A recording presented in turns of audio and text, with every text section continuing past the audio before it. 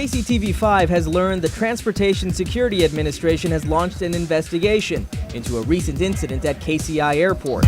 No planes were diverted, delayed, or canceled, but according to the TSA, someone recently attempted to circumvent security measures used to control access to a sterile area inside the airport. It happened quietly, but it was all caught on camera. And this letter of investigation shows that TSA is taking the incident very seriously. So just who is the TSA looking for now? It's not one of the FBI's most wanted terrorists. The person wasn't carrying a knife, gun, or a bomb on board. Instead, they were armed with this, an identity card for personal travel. The TSA is investigating us for exposing what some experts called a serious flaw in airline security. Not once, but twice. We were able to board flights to Washington, D.C. and Chicago using IDs we created ourselves. We first exposed how document checkers at KCI and Dulles glossed over our homemade ID last year.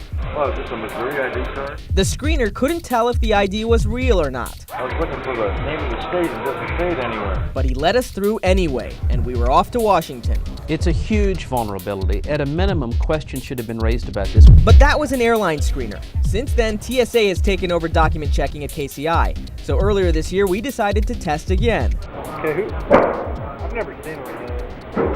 Oh, just my travel ID. Okay, is it like an official government issue though? I mean, no, it came from work. The TSA screener tells our producer he needs to have a government-issued ID to fly.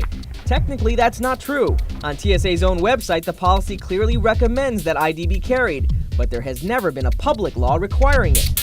And after secondary screening, our producer was able to catch a flight to Chicago and back.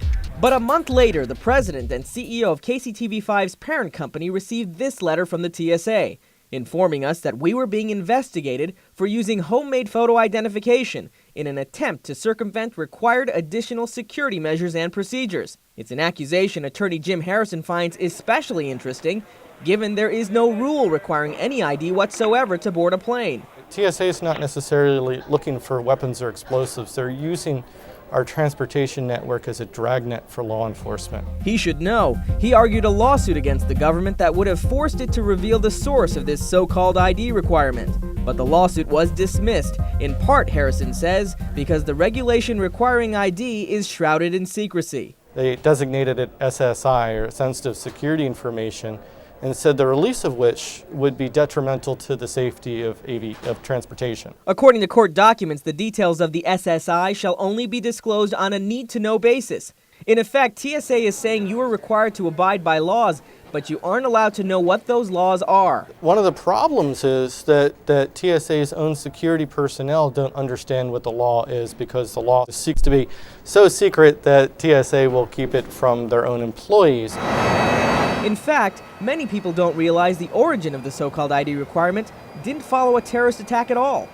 In 1996, 230 passengers were killed when TWA Flight 800 exploded mid-air. While we seek the cause of the disaster, let us all agree that we must not wait to alleviate the concerns of the American people about air safety and air security. To address those concerns, according to former counterterrorism advisor Richard Clark, new airline security measures were introduced by the Clinton administration, and the so-called requirement to present government-issued photo ID became a staple at U.S. airports. More than 10 years later, the TSA says security personnel are required to request ID, but government ID is not required to fly. The best form of homeland security is liberty, and for the people to exercise that liberty. And when you start curtailing that liberty in the hopes of providing more security, then you're just asking for trouble.